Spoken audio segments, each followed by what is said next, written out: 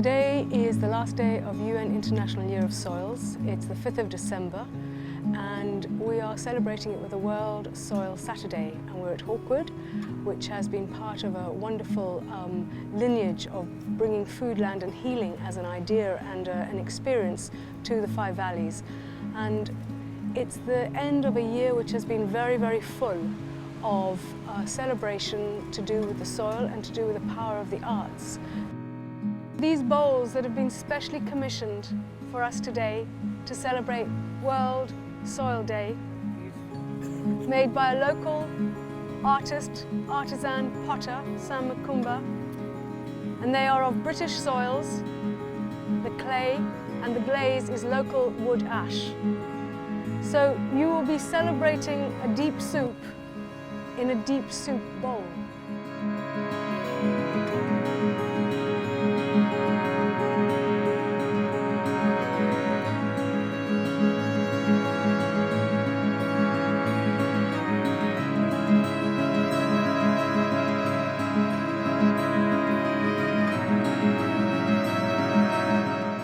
So I was very lucky. I grew up on a family farm in Suffolk on the east of England, and I've always had a deep respect for farmers and a fascination with our relationship to the land and to animals and to the cultivation of the land and the landscape that emerges.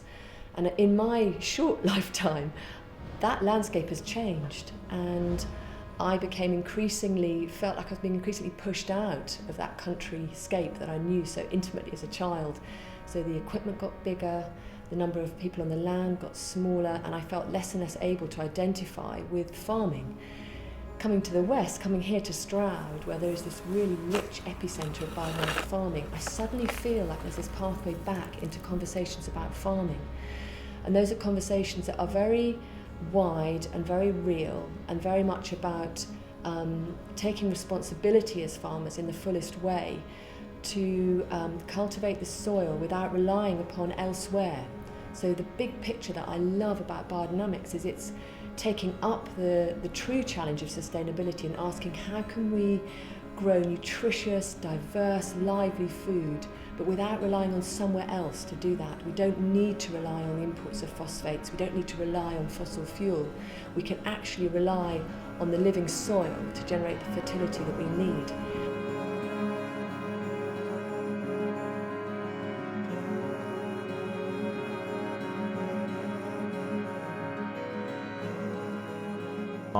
My real passion is around that interaction of soils and the biological world, around how soils influence habitats, the plants and the animals.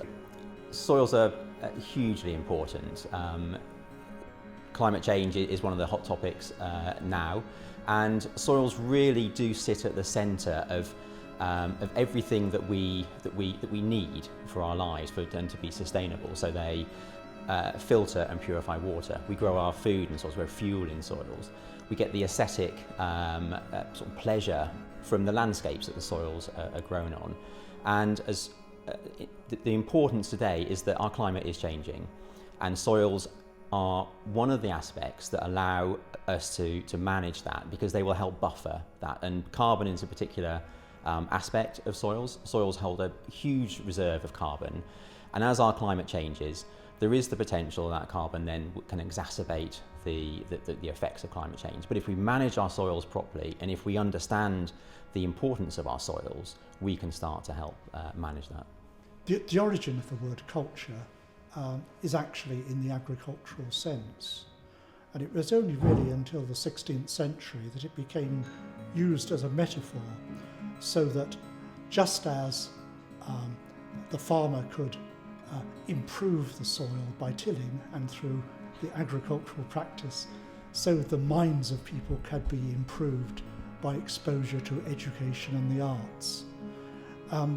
Over the years, I think that the arts has become rather dislocated from everyday life, and also culture has removed itself from the way in which we often deal with each other and with the environment. And so what we try to do with soil culture and with the Centre for Contemporary Art in the Natural World is to use the arts to bring culture back into everyday life. Soil, along with air and water, is what sustains our life on Earth. And I think actually very few people understand the value and importance of soil. It's a very thin top layer that helps us grow 95% of our food, and we're losing it at a really worrying rate globally as well. So it's all about making sure we start recognising the value of soil and start taking the care of it we really need to. Soils is a global issue. We can't just say that in the UK we're fine because our soils are okay and there's some protection for soils. We've got to look at this as a global issue. Maintaining the quality of the soil is all important to what we do. And we don't have good soil, we don't have good crops, we don't have good animals, we don't have good grass. It's everything.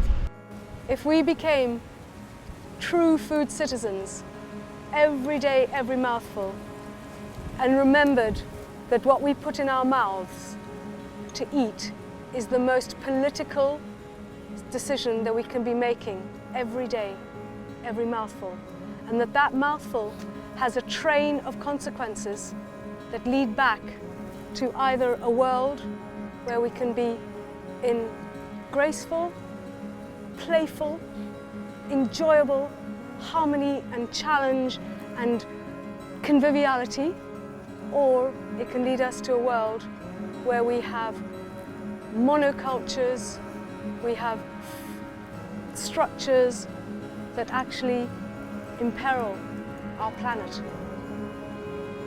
It's a very simple decision. Nobody forces us to put food in our mouths.